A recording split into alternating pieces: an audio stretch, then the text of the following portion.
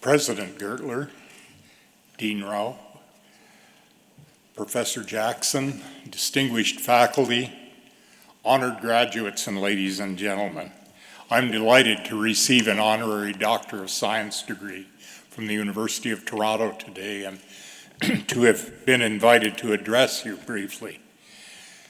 As university graduates, I'm sure you all feel, as I did, that you're itching to get out and solve many of the world's complex problems, as complex they are, and to show the world how to solve them. Many of the problems that you face are going to be environmental. Human population growth and overconsumption are threatening the very life support systems that allow us to have a sustainable human society. And symptoms of unsustainability are already all around us in the forms of biodiversity loss, increasing greenhouse gases, and water shortages in areas that were once believed to be free of drought. To an ecologist, these are all indications that we need some urgent, scientifically based, sound policy decisions to ensure that future generations also have a strong life support system. Yet today's Canadian policymakers seem remarkably timid compared to those in the past. To fight climate warming, we're told that we must move to interim fuels like liquid natural gas and further develop the oil sands and build pipelines. But even the most rudimentary calculations show that this is not a recipe that's going to allow us to fulfill the commitments that we just made to reduction of greenhouse gases in Paris. It's a formula for further international embarrassment.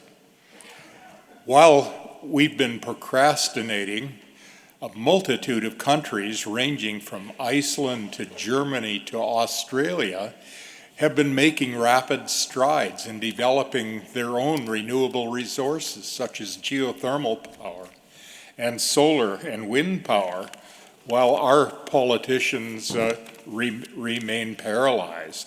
Simply put, science does simply not support the way that we're handling today.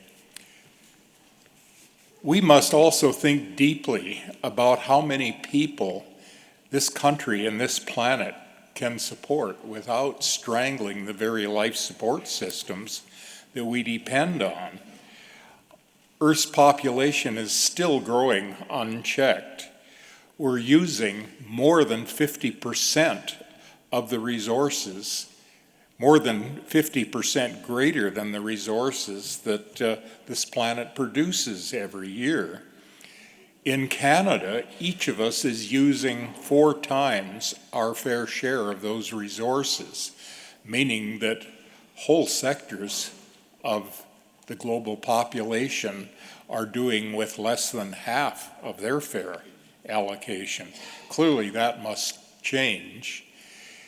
Even within Canada, only 5 or 6% of our land is arable, capable of supporting us with crops. In this part of the world, that land is rapidly being paved over, and that in the West is very susceptible to the droughts that will be imposed by climate change. Now, all of these problems are very diverse. Science can provide the necessary information, but the difficult policy decisions must engage people from all sectors of human society. Obviously, we need a high degree of science literacy in our whole population. I hope these problems don't sound insurmountable, because I don't view them as any more insurmountable than problems of the past. And I'll give you a few examples. When I was born in 1940, my parents had been through a Great Depression. They didn't have electricity, indoor plumbing, or central heating.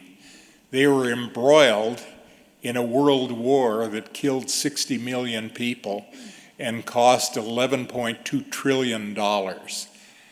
Imagine what that could have done if applied to social problems or environmental problems instead of killing each other. Shortly after that time, science and technological advantage, as well as human sacrifice, put an end to the war. And very quickly, all of that activity was diverted from killing each other to human good. We very quickly got indoor plumbing and electric lights. I can remember as a child the delights of a modern car that would start at the push of a button. Rapid advancements in medicine and in communications and many other sectors, including space travel, seemed a really marvelous thing to live. And obviously, putting all of our efforts into the human good instead of killing each other had enormous benefits. That was a really benign period in human history, and I feel very fortunate to have grown up during that period. And I went to university for no other reason than to play sports. I thought most of the world's problems had been solved. University provided a rude awakening to me. I learned that while we weren't waging war on each other, we were waging war on many other species on this planet. That was the era when Rachel Carson wrote Silent Spring about the chemical warfare that we were waging on insects, so we thought, but also birds and other species. Charles Elton's Ecology of Invasions by Animals and Plants spelled out in great detail how our increasing global transportation was homogenizing the world's fauna and flora, which he speculated would not be good. With no other wars, I decided that this was the sort of war that I was going to attack. There was one widespread problem at that time in the aquatic systems that I loved. That was the rapidly increasing algal blooms on lakes, termed eutrophication by scientists. In 1967, I attended a symposium sponsored by the U.S. National Academy on that topic. For 3 days, we listened to global experts expound on their theories of what caused the problem and how to control it. And there was no consensus whatsoever. The only good thing I got from that symposium is that I was recruited to join the new Freshwater Institute in Winnipeg, Manitoba, which had a scientific section devoted to solving the eutrophication problem.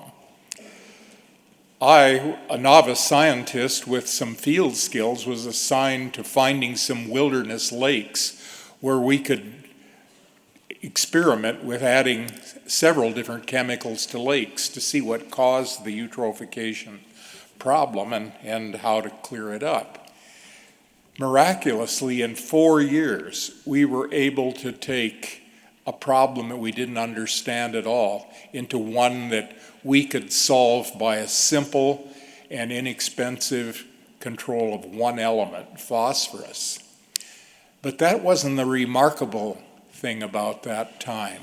In the very year that we published those results, Canadian policymakers passed legislation to control phosphorus. As a result, our inputs to the Great Lakes and other lakes was cut in half or more.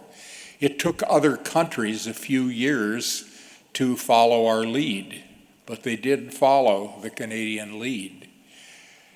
Right on the heels of the eutrophication problem, we had acid rain. And acid rain was not well understood either. Many of the pioneering efforts were made by a member of our platform party here today, the University of Toronto's Dr. Harold Harvey. We did some experiments on acid rain too, and we found that it was killing many of the organisms in eastern Canadian lakes, due largely to emissions from across the border, as well as our own smelters. Again, as soon as we had the scientific results available, in this case, not only policymakers but industry responded, and we began cutting acidifying emissions. As in the case of eutrophication, other countries followed our lead on solving that problem. There's one other problem that followed those two, one that I wasn't directly involved with.